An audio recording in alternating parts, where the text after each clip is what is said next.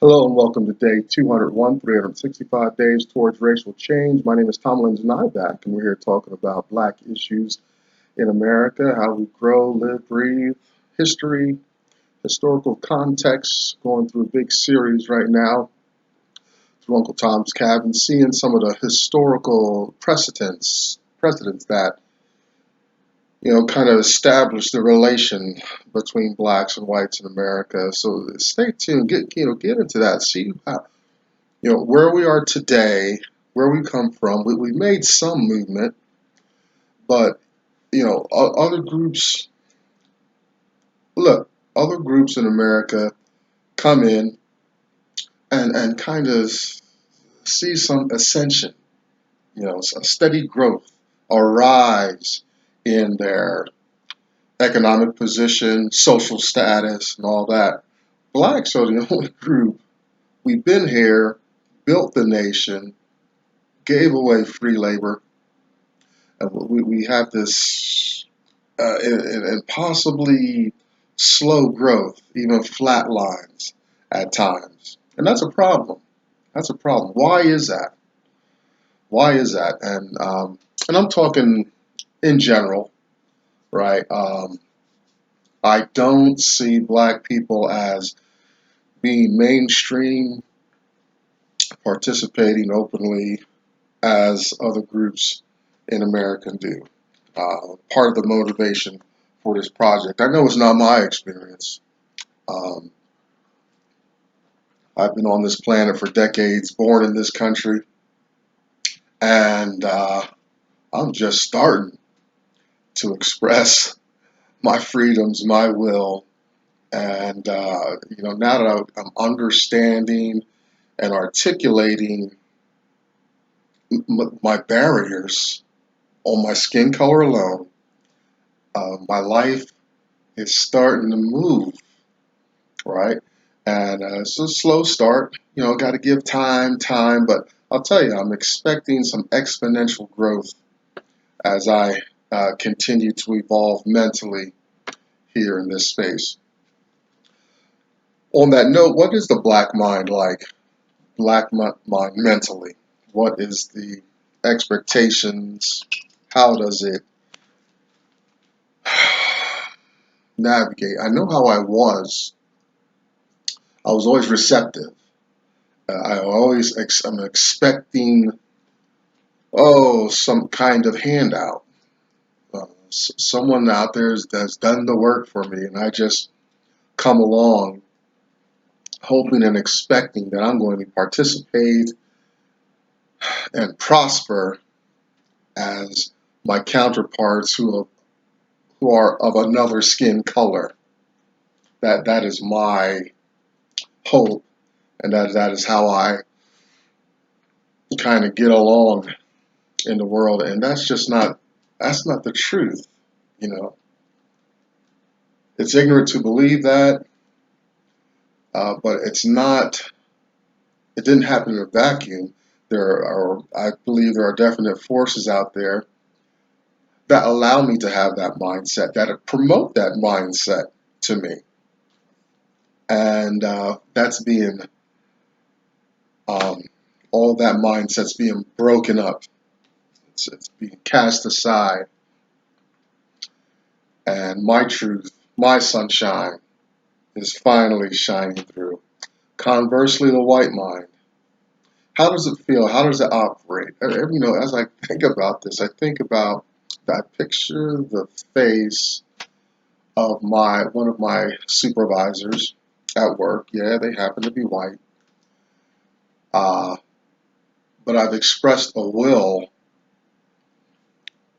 He's a little stifled on how to manage that. Me too. I've never been in a workplace where I've been able to do that. Uh, it's the nature of the work where we have each other by the throat, so to speak. I gotta work. They need hands, and it's pretty desperate in that sense. I recognize that, and I'm not being arrogant about it at work. I'm just showing up. That's my boundary. love it or leave it, live with it, whatever. We're going to have to, be in a community together. But when I think about the white mind, he doesn't have a great ability of critical thought uh, with him. And I don't know, I'm not omniscient, so I don't know if that's the truth. He just appears to be stumped at someone in the workplace that doesn't just submit readily. Anyway, he's an all right guy. I'm giving him a lot of benefit of the doubt, but the idea is that, see, I spent a lot of time in the world with the illusion of white superiority, my own self, being honest here, all right? And it's only because I've not gained, excelled on my own merits, on my own interests, that I got frustrated enough to start taking a realistic view of, well, what's going on in America about this. And like going through a news cycle, racism is squarely in the news cycle. I think it needs to stay there. We need to come up with a whole new way to address this. The white mind, I hear white folks feel bad about how their ancestors, they don't like to hear about treating black folks poorly and stuff like that. You just get over it. Like, we need, somehow this country needs to have a mass healing, mass outpouring of what's right and what's humane and stuff, and like live with it.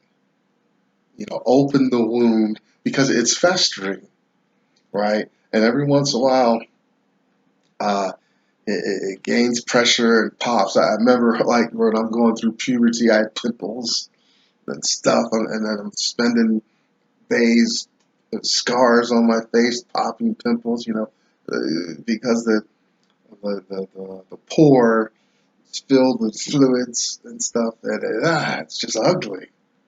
You know, you gotta stay after it with creams and toppings and all this stuff. You know, and America has got, kind of got that blemish, those blights in its social structure, and it keeps popping up. You know, black mind, white mind. One needs healing. One needs to deal appropriately. Financial literacy is another big factor. I'm gaining my little pieces here and there. Understand how your money works. When you send your money to an institution, they take it.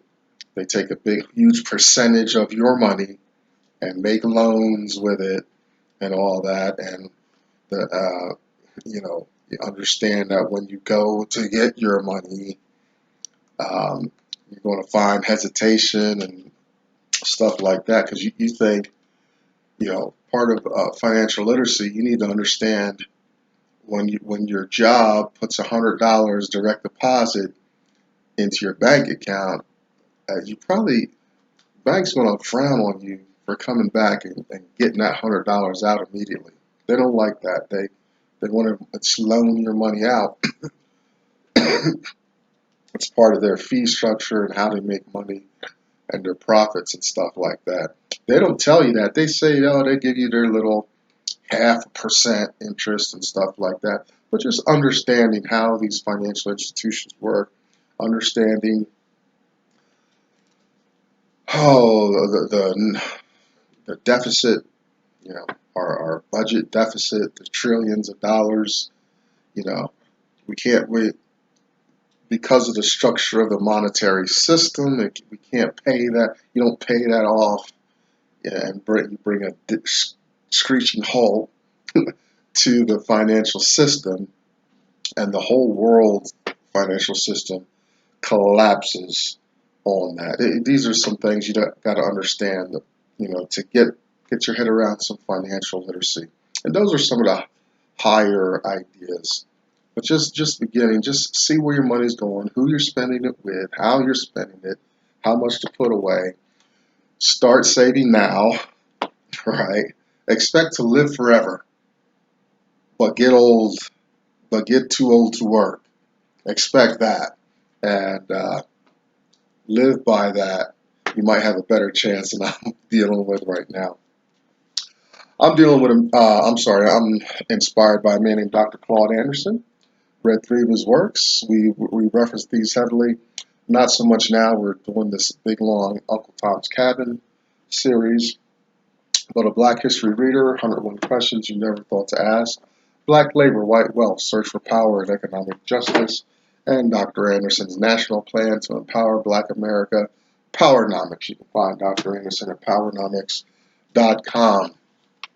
Behind me, you should hashtag us two symbol, Black women conversing, supporting one another there. Check out Black Enough, BLAGGENUF, for that experience. Also, you can't find your flavor here on the World Wide Web, do what I did. Start your own little community. I got a handful of private email subscribers, although this is public and all that. But these are people I converse with personally, and I'd love to have you on that list as well. I don't share that information with anyone. A lot of people say they don't, but you when you unsubscribe and all this stuff, all of a sudden you're getting all this weird promotions and stuff. You won't get that from me.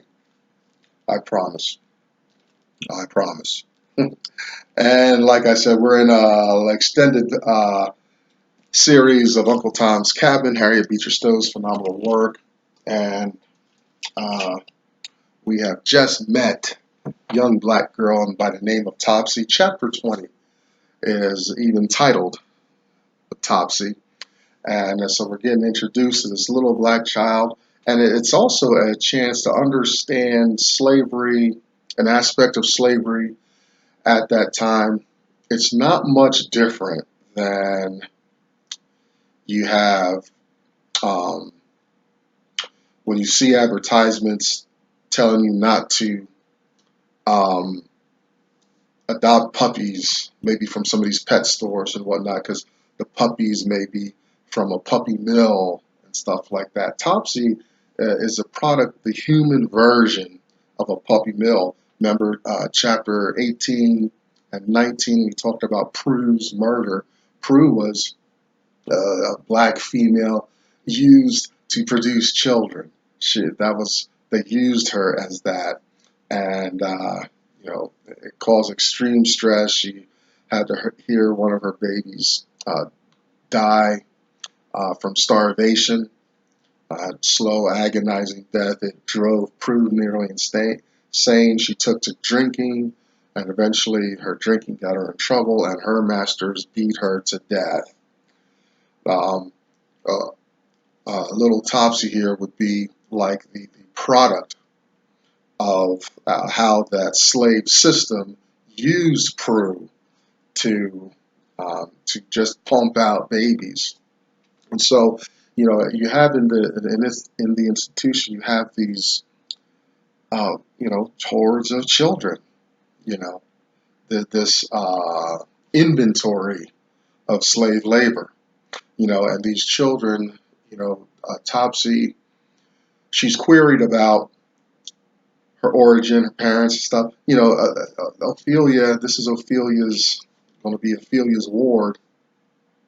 And Ophelia, is giving her a very white interview. The things you ask, civilized people and all that. But it's just like adopting a child from maybe a big orphanage in China, Russia, Africa today. These children may not be equipped, with proper etiquette and stuff, knowing their pedigree and where they were born and stuff like that. So these civilized questions, I even go through that at work. Shot down twice so far for promotion, and it was the second interview. I'm realizing they're asking me very white questions, very questions as though uh, management, leadership, and things are very proper and commonplace in my life. you know, no, no, I'm going to say my experience. I want to say in general, because of the communities I've come up with over the past decades, that's not the norm for black folks or black men, right? We go out, especially into the blue collar workplace. There's white people in charge, could readily answer these kind of questions. I get it now. We'll see if it comes around again. I'll have better answers. They even said I made an improvement from the first interview. But Topsy's in the same boat, right? So this is systemic over hundreds of years. I'm a witness today of how there's such a civilized white way of being in the world, and I'm this is coming at me. I had my Ophelia experience. I was a Topsy in the interview room with these two white managers. So the same thing happens when Ophelia's trying to, just trying to get to know Topsy, and she's asking, well, where were you born? And how old are you? Topsy's answers are like, I don't know. I was never born. Who is God? Right? All of these. Just like, if you meet somebody on the train or in the park, you strike up a conversation, you get to know. And these are answerable questions for American citizens, right? Where were you born? Your occupation? How old are you? Brothers and sisters? All this civilized interview is going on. Not like, and it's not there with Topsy. She's got zero going on. In her initial interview by Ophelia. Never born. And Ophelia's like, her attitude is like, but this child is playing with me, being difficult and all that. But then, it dawns on Ophelia like, Topsy's being brutally honest. Topsy is a blank slate of a human being, right?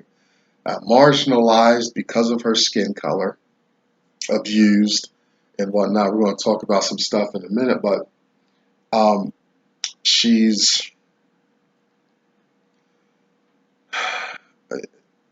she's clueless. She's just being honest. That's her experience. That's the best she's got to offer in a way of answers. And those are just questions you don't ask. You don't expect civilized answers from a young black child that's been taken from her family early on, subjected to abuse, sold here and there, running around, corralled in a pack of other children, sold off here and there arbitrarily like puppies out of a puppy mill. That's Topsy's experience. You know, St. Clare's story is much like a rescue animal. You know, I see commercials all the time. I really hate them because I love animals. I hate to see the sad, shaking animal on there. I got issues about those commercials and how much funding really gets to the animals and stuff like that. I don't have time to get into that fight. Same for starving children in Africa. I just don't have time. those starving children are a product of evil regimes. We need to address the evil regime. Then the kids will get fed. That's what's happening down in South America. Not South America, Central America, right? These evil regimes are having violence, gangs, and stuff, and people are like, "I'm getting out of here." The problem ain't the people. They, the problem is they got a great country, and greedy men are in control with guns. What are you gonna do? I'd be running out of there for my life too. Believe me. Topsy's a rescue. So, and St. Clair's like, look, when I'm going back and forth through town, I'll pass a certain restaurant, and I'd hear the child screaming. And he said he relates the story. This is a consistent experience. This ain't like, oh, one day I was going by and I felt like I had to rescue the child. He says, over time, this child, I hear this child screaming. I hear this child being beaten. I hear her masters calling her despicable names and abusing her mentally and verbally all the time as I'm going back and forth, you know. And it's a challenge. Later, maybe tomorrow, I think we'll talk about Ophelia's like, maybe I just I've never done it. It's not my thing, but maybe I do need to beat this child. And St. Clair warns. He says, look, I've seen this child get beaten with rods, pokers, sticks. All right. Uh, you want to beat this child to make them learn. It's beyond it. It's been applied too much. That's what got Prue killed. Well, I shouldn't say it. It's not Prue's fault that she endured that till she was beaten to death. It's the master's fault. But it shows you the ignorance. You keep laying on the lash, and you beat a person into such a callous state that you just can't hurt them anymore. You just can't beat them enough to make them learn. Something is wrong. Something's going wrong there. It's a message also about our penal system. Yeah, you got a hardened criminal, but the American system is so quick to put people into their commercialized for-profit incarceration that you get these products of people men and women who probably should never leave being locked up ever. They're just they're calloused. They are conditioned, in such a brutal way. This is what St. Clair communicates to Ophelia. We'll talk about that probably more tomorrow. Um, Ophelia gives Topsy her first bath, right? And this is Harriet Beecher Stowe's story, and Miss Stowe specifically says of Topsy's first toilet, her first bath, and stuff like that. So it's like, so the girl, this poor young black child, has no consistent hygiene. Um, Prepubescent, there may be some issues there. Um, wow. And so Ophelia's like, okay, first thing we're going to do is clean you up and throw away this rag. Her garment is bagging that's been pieced together and thrown on top of her, and uh, she's probably worn that for a long time. You know, this is the condition in which she's presented to Ophelia. Ophelia is going to clean her up. The first bath is unspeakable. It says in the text, and Ophelia softens when she sees the scars, sure, on the back, her back of her neck, back of her arms, maybe her legs as well, right? This, black people, and this is something, of course, let me tell you this. I spent some time in the inner city, strung out. I had my little drug and alcohol experience and stuff. And it was interesting in the inner city, like, there's portions, unfortunately, of the black community. They're cutting each other up. You'll see razor marks on people's faces, on people's hands, cut marks, right? I mean, we just perpetuating the idea, you know. It's very disheartening, very sad when I was exposed to that, right? But it's the truth of what's going on. And, we just, I mean, we we stopped being officially slaves, but we kept behaving as such in the world. But very, very sad, very sad. But Ophelia sees these marks and realizes, this child's been through some pretty serious, inhumane experiences and conditions. Uh, and really, boy, it just tears her white, religious, northern abolitionist sensitivities all to pieces. And, that her people, her white folks did this. She's got to, wrap her head around that. Um, gets that done. Topsy is slowly introduced to the slaves of the house, and the slaves of the house already profile Topsy as trouble. They don't want anything to do with her. They got bad comments about her and all that. Very abusive about Topsy. It's already, a black person coming into the new space where there's great need, as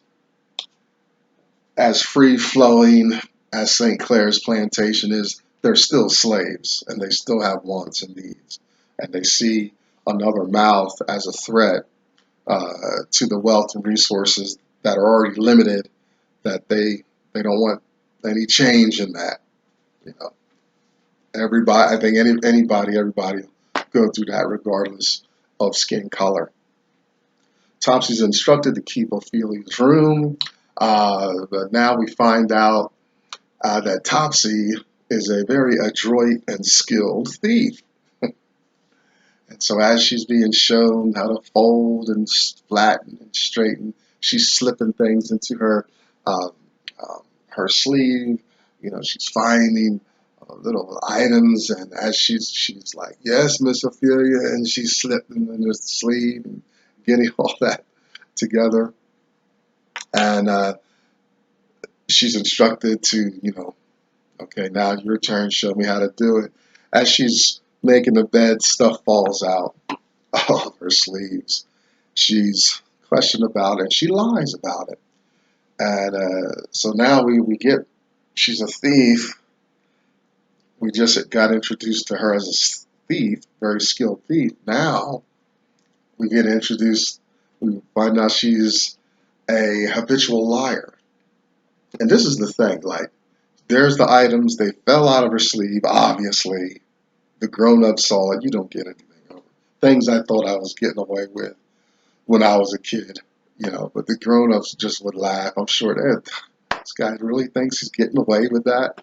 Anyway, she lies about it. I didn't steal that. I don't know. Maybe she says they could have got caught in there just in my movements around the room. That's how it happened. So Ophelia says, "Look, have you stolen anything else? Come clean now." And Topsy says, "Well, it's been, I've stolen Eva's stuff and other house slave stuff and all this." And then Eva comes in the room wearing what Topsy says she stole. And Ophelia's like, "I can't figure you out." And it ends with, the exchange ends with um, Topsy saying, "Well, I had to confess something." She had to confess something. So that's her. Topsy's conditioning, is, when confronted, by power, and she's being accused and approached. She just goes into the mode that makes her most culpable, most guilty. And then, of course, you just start confessing stuff she ain't even did, right? Her masters are coming at her with a stick or a board to lay on some stripes, and she says, "Yeah, she's confessing everything, and she ain't even did anything." That's her mind is just buried under so many mirrors and false assumptions and ideas. And I think it's obvious from this portion of the text that we got a we got a little girl that it's going to need a lot of attention, a lot of resources, just to stabilize her, to get her head above water. In my drug and alcohol experience, I think about how many places I had to go and be and perform because I had false assumptions. I had thinking that needed adjustment. You know, God bless those men and women that get it in 28 days. It took me 13, 14 years of battling. So here's Topsy. We're not even talking about any vice. We're just talking about the conditioning of the institution at the time.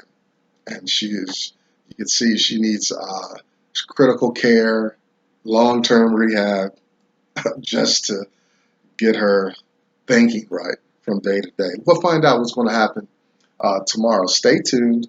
Thanks for hanging in there. I'm Tom Nyback, day 202 out of the way of 365 days towards racial change. I'll see you tomorrow. Bye-bye.